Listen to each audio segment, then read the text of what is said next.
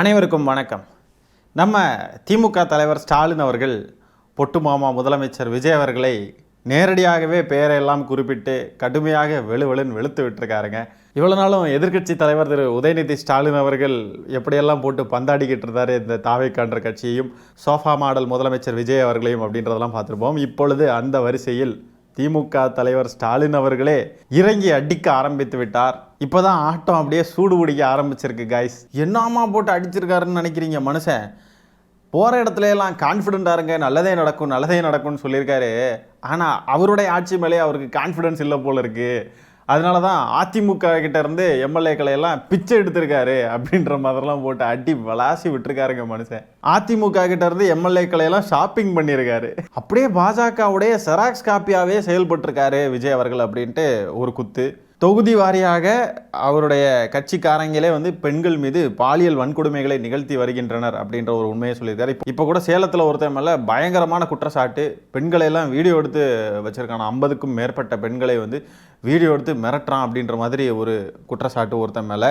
அதுக்கு பிறகு பார்த்தீங்கன்னா ஸ்டாலின் அவர்கள் முதலமைச்சராக இருந்த பொழுது இந்த டெல்லிக்கு போனார் இல்லையா, நிதி ஆயோக் கூட்டத்தில் பங்கேற்கிறதுக்கு. அதை பார்த்து பொட்டுமாமா முதலமைச்சர் விஜய் அவர்கள் பார்த்தீங்கன்னா ஸ்டாலின் அவர்கள் போய் மோடி அவர்கள் காலிலேயே விழுந்துட்டாரு, அதனால தான் முதல் வரிசையில் நிற்க வச்சுருக்காங்க, இந்த இடி வழக்குக்கு பயந்து போய் காலில் விழுந்துட்டார், அதனால தான் முதல் வரிசையில் ஃபோட்டோவில் நிற்க வச்சாங்க அப்படின்னு சொல்லிட்டு விமர்சனம் பண்ணியிருந்தாரு.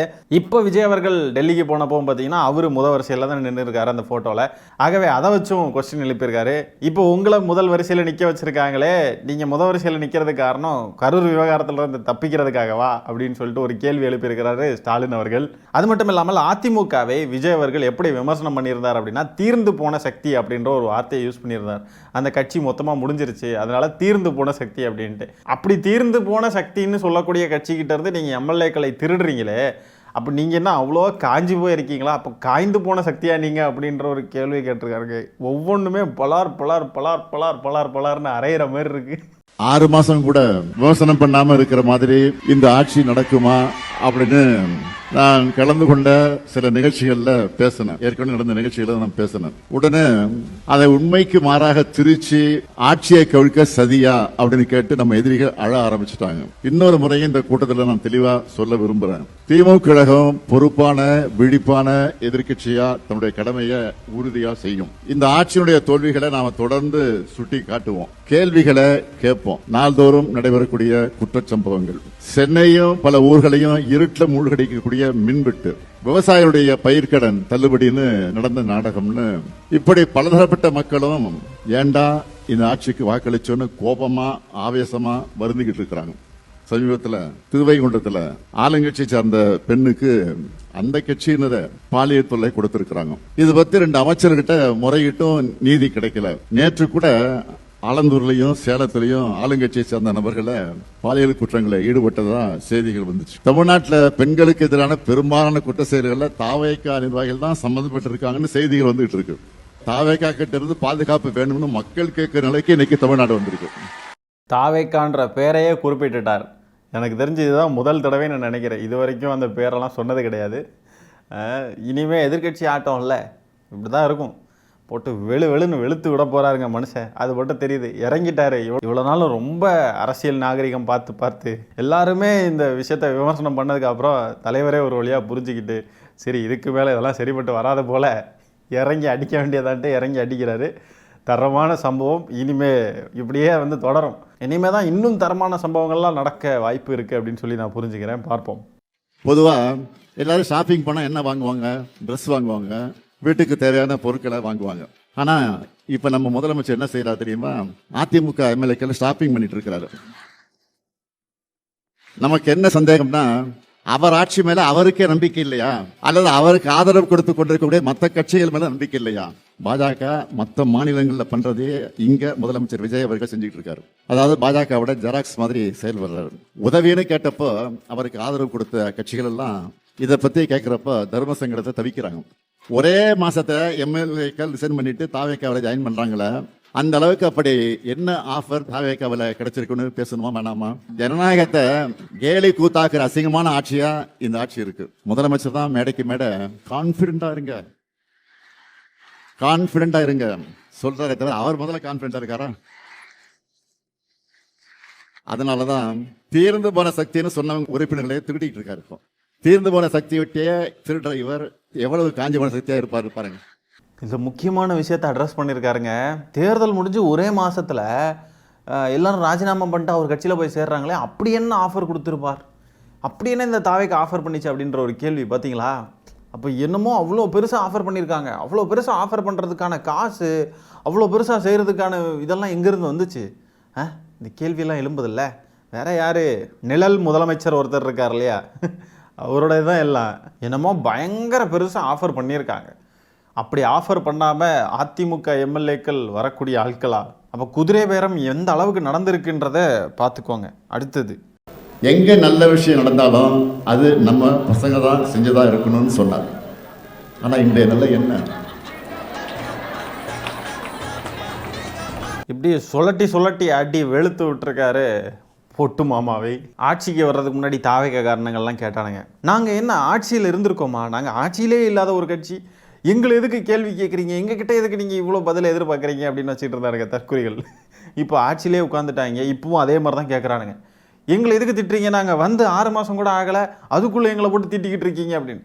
அதாவது இவனுங்க பண்ணக்கூடிய தவறுகளையெல்லாம் யாருமே கேட்டக்கூடாதான். சட்ட ஒழுங்கு பிரச்சனை, குதிரை பேரம் நடத்துகிறாங்க, தினமும் அவ்வளோ பிரச்சனை. இவங்க கட்சிக்காரனிலே அவ்வளோ தலைவலி ஏற்படுத்துகிறானுங்க, அவ்வளோ குற்ற செயல்களில் ஈடுபடுறானுங்க. இதெல்லாம் இப்போ யாருமே கேட்டக்கூடாதான். ஆட்சி நிர்வாகத்தில் சின்ன குளறுபடிகள் இருக்குது அப்படின்னா அதை ஒரு 6 மாதத்துக்கு விட்டுறலாம், அதை வந்து 6 மாதத்துக்கு கேட்க மாட்டோம் அப்படின்னு தான் திமுக ஒரு நிலைப்பாடு எடுத்துச்சு. அதுக்கு அர்த்தம் என்ன அப்படின்னா, உடனேயே எல்லாமே செஞ்சிட முடியாது, சில விஷயங்களுக்கு கொஞ்சம் டைம் எடுக்கும். அப்போ அந்த விஷயத்தில் நம்ம எடுத்த உடனே போட்டு குத்திட்டு இருக்க வேண்டாம் அப்படின்னு சொல்லிட்டு தான் அந்த சில விஷயங்கள் நிர்வாகம் சார்ந்த சில விஷயங்கள் அப்படின்னு தான் நம்ம புரிஞ்சுக்கணும். அதுக்காக ஒட்டுமொத்த ஆட்சியுடைய அலங்கோலங்களையுமே யாரும் கேள்வி கேட்க மாட்டாங்க. இவங்க குதிரை பேரம் நடத்தினாலும் கேள்வி கேட்க மாட்டாங்க.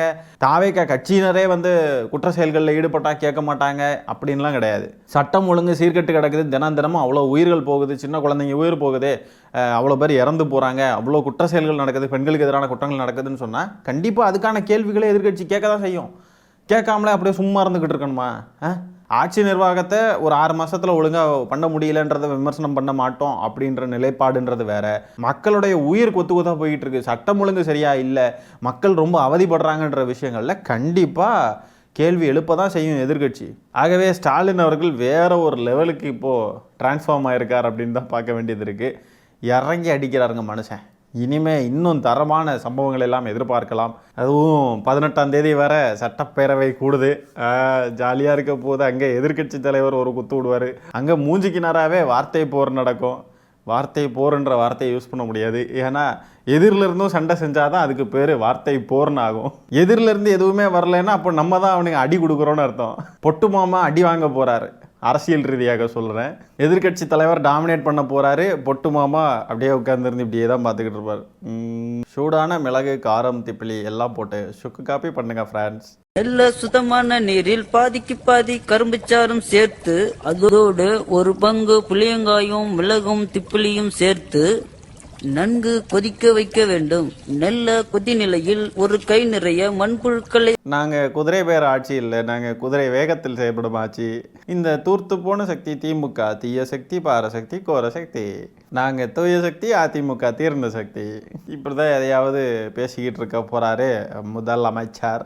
அதுவும் நேற்றுக்கு ஸ்டாலின் அவர்கள் பேசுகிறப்பெல்லாம், ஆமாம் அவர் முதலமைச்சரில் மாண்புமிகு முதலமைச்சர், மிஸ்டர் முதலமைச்சர் அப்படின்ற வார்த்தைகளை எல்லாம் வேறு யூஸ் பண்ணியிருந்தாங்க.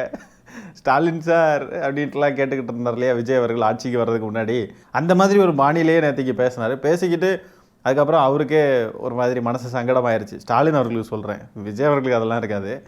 உங்களை மாதிரி தரம் தாழ்ந்து விமர்சனம் பண்ணுறதுக்கு எங்களுக்கு வரல, எங்களுக்கு ரொம்ப அது சங்கட்டமாக இருக்குது அப்படின்ற மாதிரி ஸ்டாலின் அவர்கள் சொல்லியிருந்தாங்க. ஏன்னா இவ்வளோ வருஷம் அரசியலில் இருந்தவங்க, அவங்களுக்கு இந்த மாதிரிலாம் பேசி இந்த மாதிரிலாம் இருந்து பழக்கம் இருக்காது.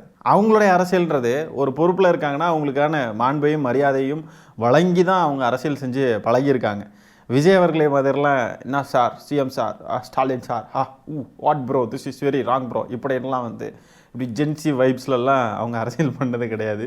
மாண்புமிகு முதலமைச்சர், மாண்புமிகு எதிர்கட்சி தலைவர் இப்படின்லாம் தான் பேசி பழகுவாங்க. விஜய் அவர்களுக்கு அதெல்லாம் ஒன்றும் தெரியாது. அவர் பாட்டுக்கு அந்த பொறுப்புகளுக்கு, அந்த பதவிகளுக்கு சரியான மரியாதையை கொடுக்காம ஆரம்பித்து வச்சுட்டார். இப்போ திமுக எதிர்கட்சி ஆயிடுச்சு. எதிர்கட்சியிலேருந்து அந்த மாதிரி பேசுகிறப்ப கூட தலைவருக்கு அந்த மாதிரி ஒரு டோன் எடுக்கிறதுக்கு அவருக்கு வரல. What bro, this is very wrong bro அப்படின்லாம் பேசுகிறதுக்கு ரொம்ப கஷ்டமாக இருக்குது. ஆனால் காலத்தின் கட்டாயம் அதுவாகத்தான் இருக்கிறது. அவங்களுடைய போக்கில் அவங்க பாணியில் போனால் தான் அவங்களுக்கான பதிலடிகளை கொடுக்க முடியும். ஆகவே காலம் எப்படி நகர்த்தி கொண்டு போகிறதோ, இளைஞர்கள் எதை விரும்புகிறாங்களோ, இளைஞர்கள் எப்படி போகிறாங்களோ அந்த மாதிரி தான் அரசியல் பயணம் இருக்கிறது சரிப்பட்டு வரோம். ஆகவே திமுக தலைவர் ஸ்டாலின் அவர்களின் இந்த விமர்சனங்களை பற்றி என்ன நினைக்கிறீங்க, உங்களுடைய கருத்துக்கள் என்னன்றதை கமெண்ட்ஸில் பதிவு பண்ணுங்கள். இந்த காணொளியை நான் இத்துடன் நிறைவு செய்து கொள்கிறேன். நன்றி, வணக்கம்.